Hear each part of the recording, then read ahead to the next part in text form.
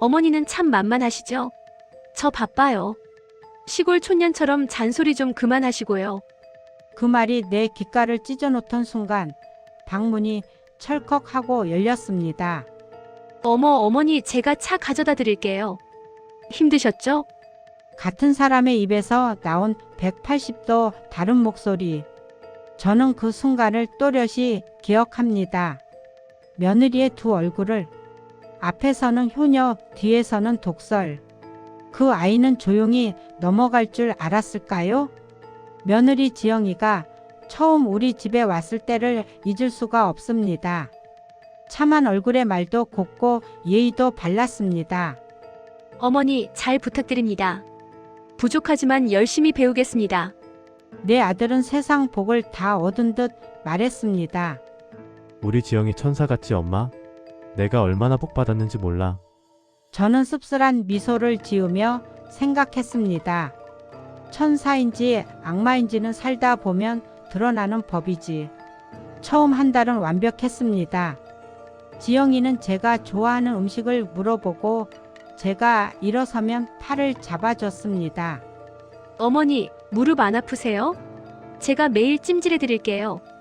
아들은 그런 지영이를 볼 때마다 흐뭇한 표정을 지었습니다. 하지만 저는 가슴 한편에 불안감을 느꼈습니다. 너무 완벽한 게 오히려 이상했습니다. 마치 연기를 하는 것처럼 보였거든요. 변하는 결혼 2달째부터 시작되었습니다. 아들이 외출하고 집에 둘만 남은 어느 토요일이었습니다. 지영아, 김치 담그는 거 배워보렴. 거실에서 지영이의 목소리가 들려왔습니다. 그건 지난 2달간 들었던 부드러운 목소리가 아니었습니다. 어머니, 제발 제 방식대로 살게 해요. 시골 시어머니처럼 구식 잔소리 좀 하지 말고요. 지영이는 소파에 비스듬히 누워 핸드폰만 보고 있었습니다. 저를 쳐다보지도 않았습니다. 아, 이 아이 본색이 나오는구나. 그날 저녁 아들이 돌아오자 지영이의 얼굴이 180도 바뀌었습니다. 여보, 힘들었죠? 어머니랑 같이 저녁 준비하고 기다렸어요. 거짓말이었습니다. 지영이는 손가락 하나 까딱하지 않았습니다. 그날 밤 저는 잠을 이루지 못했습니다. 하지만 다음날 의심은 확신으로 바뀌었습니다. 아들이 출근한 뒤 지영이가 말했습니다. 어머니, 아침은요? 냉장고에 있어. 네. 직접 차려주시는 거 아니에요? 저는 깜짝 놀랐습니다. 지영아, 젊은 사람이 그것도 못 차려? 살림은 절대 안 배워요. 저 바빠요. 어머니 스타일로 살고 싶으면 알아서 하세요.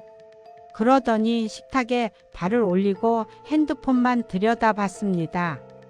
일주일 동안 저는 조용히 관찰했습니다. 패턴이 명확했습니다. 아들이 있을 때 완벽한 효부, 아들이 없을 때 투명인간 취급. 어느 날 제가 무거운 장바구니를 들고 왔는데 지영이는 TV를 보며 말했습니다. 어머니, 저 드라마 보는 중이에요. 혼자 하세요. 하지만 아들이 퇴근하자 어머니, 왜 말씀 안 하셨어요? 제가 도와드렸을 텐데. 연기였습니다. 완벽한 연기였습니다. 저는 확실한 증거가 필요했습니다. 그러던 어느 수요일 오후 결정적인 순간이 왔습니다. 지영이가 베란다에서 친구와 통화하는 소리가 부엌 창문으로 들려왔습니다. 우리 시어머니? 완전 구질구질해. 말도 안 통하는 촌년이야. 가슴이 철렁 내려앉았습니다. 근데 남편 앞에서는 한없이 귀여워하시더라. 아유, 꼴 보기 싫어. 효부 코스프레 하느라 힘들어 죽겠어. 지영이의 웃음소리가 들렸습니다. 시어머니는 눈치도 없어. 남편만 오면 바로 태도 바꾸는 거 아직도 못 눈치채.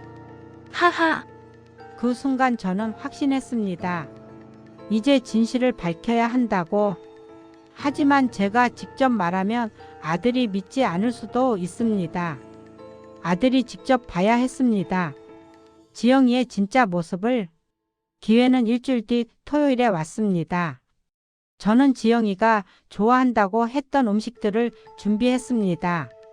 식사 후 저는 지영이를 부엌으로 불렀습니다. 지영아, 설거지 같이 하자꾸나. 아들이 보는 앞에서 지영이는 상냥하게 대답했습니다. 하지만 부엌에 들어가자마자 어머니, 저 좀 쉬면 안 돼요? 피곤해 죽겠는데. 그럼 내가 할게. 넌 쉬어. 잠시 후 지영이의 휴대폰이 울렸습니다. 저는 조용히 복도로 나가 방문 근처에 섰습니다. 응, 나야. 또 시어머니한테 시달리고 있어. 얼굴만 보면 숨 막혀 죽겠어. 바로 그때 화장실에서 나오던 제 아들이 멈춰 섰습니다. 저는 조용히 하라는 신호를 보냈습니다. 남편은 착한데 시어머니가 문제야. 근데 뭐 연기만 잘하면 되니까. 아들이 조용히 방문 앞으로 다가왔습니다. 어차피 남편 앞에서만 착한 척하면 되잖아. 하하. 아들이 방문을 벌컥 열었습니다. 지영아, 지금 뭐라고 했어? 지영이는 핸드폰을 떨어뜨렸습니다. 얼굴에서 핏기가 싹 가셨습니다. 그게 여보.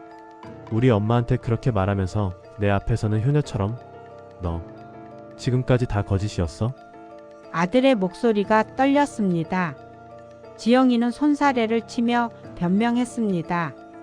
여보, 오해야. 농담이었어. 농담? 그게 농담으로 들려? 아들이 저를 돌아봤습니다. 엄마, 왜 말씀 안 하셨어요? 내가 행복해 보였으니까. 그리고 내가 직접 보고 깨닫는 게 더 중요하다고 생각했어.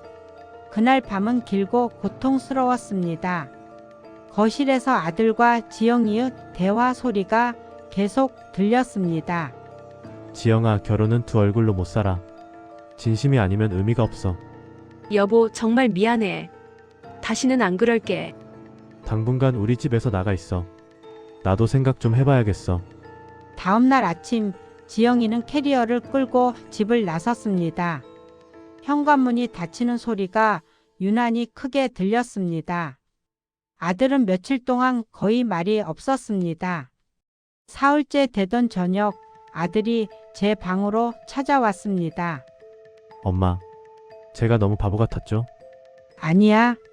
지영이가 그렇게 행동하는데도 전혀 눈치 못 챘어요. 저는 아들의 손을 잡았습니다. 너는 사랑하는 사람을 믿었을 뿐이야. 그게 잘못은 아니야. 엄마는 지영이를 용서하실 수 있어요? 용서는 시간이 필요해. 하지만 기회는 줄 수 있어. 진심으로 변하려고 한다면. 2주가 지났습니다. 지영이에게서 문자가 왔습니다. 어머니, 제가 직접 찾아가 뵙고 사과드려도 될까요? 그 주말 지영이가 집을 찾아왔습니다. 수수한 청바지에 흰 티셔츠 차림이었습니다. 현관에 들어서자마자 지영이는 제 앞에서 무릎을 꿇었습니다. 어머니, 정말 죄송합니다. 저는 놀라 지영이를 일으켜 세웠습니다. 일어나렴. 저 정말 잘못했어요. 이 2주 동안 정말 많이 생각했어요. 제가 얼마나 이기적이었는지. 지영이의 눈에서 진짜 눈물이 흘렀습니다. 연기가 아닌 진심 어린 눈물이었습니다. 어머니, 저 다시 배우고 싶어요. 진짜로요. 이제 진짜로 잘해보려고요. 저는 지영이를 바라봤습니다. 그 눈빛이 예전과 달랐습니다. 지영아, 네, 어머니. 효녀 흉내는 오래 못 간다. 진짜 효심은 태도에서 드러나는 법이야. 네, 알겠습니다. 그 뒤로 지영이는 확 달라졌습니다.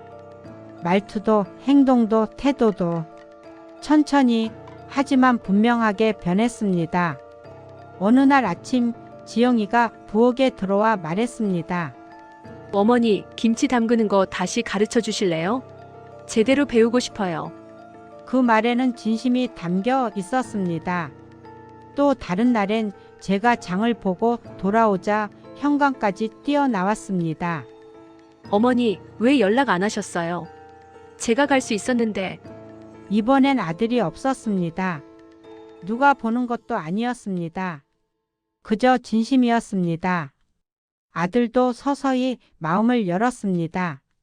어느 저녁 식사 자리에서 아들이 말했습니다. 지영아, 정말 많이 변했구나. 지영이가 눈물을 글썽이며 대답했습니다. 여보. 그리고 어머니. 앞으로도 계속 배우겠습니다. 제대로 된 며느리가 제대로 된 아내가 되도록요. 저는 그 말을 들으며 생각했습니다.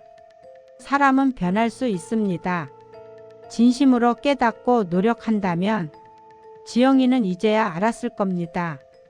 가족이란 연기로 만들어지는 게 아니라 진심으로 쌓아가는 것임을. 로부터 몇 달이 지났습니다. 지영이는 더 이상 두 얼굴을 가진 며느리가 아닙니다. 때론 서툴고 때론 실수도 하지만 진심을 다합니다. 어느 날 지영이가 제게 말했습니다. 어머니, 그때 제 본 모습을 들키지 않았다면 저는 평생 거짓으로 살았을 거예요. 깨닫게 해주셔서 감사해요. 저는 지영이의 손을 꼭 잡았습니다. 고맙다는 말은 내가 해야지. 변하려고 노력해줘서. 사람의 진심은 시간이 지나면 드러나는 법입니다. 효녀 흉내는 오래 못 갑니다. 진짜 효심은 태도에서, 작은 행동에서 드러나니까요. 이제야 우리 집에는 진짜 가족의 온기가 흐르기 시작했습니다. 그리고 저는 배웠습니다. 때로는 진실을 직면하게 하는 것이 조용히 참는 것보다 더 큰 사랑이라는 것을요. 이것이 제가 겪은 며느리의 두 얼굴에 관한 이야기입니다. 여러분의 가정에는 진심이 흐르고 있나요? 오늘의 사연 끝까지 함께 해주셔서 감사합니다. 마음 한켠이 따뜻해졌다면 좋아요와 구독 눌러주세요. 히읗.